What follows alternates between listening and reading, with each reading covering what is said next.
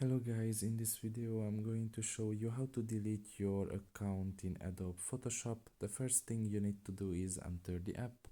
Once you are done with that and you are in the home page, you can just look in the top of your left corner, press on the three lines there, and after that press on your account and press on delete Adobe account. Now you can wait until the new page loads in.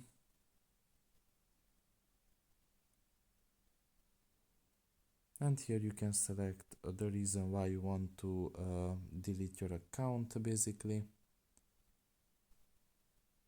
and press on continue.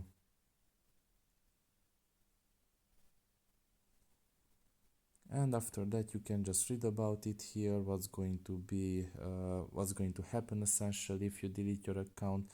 And if you still want to proceed, you can just check mark the statement that you understand all of that, and you can just press on confirm delete Adobe account, and it's going to be deleted after that. So that's pretty much it really. I hope this video was helpful to you. Thank you for listening and see you next time. Bye bye.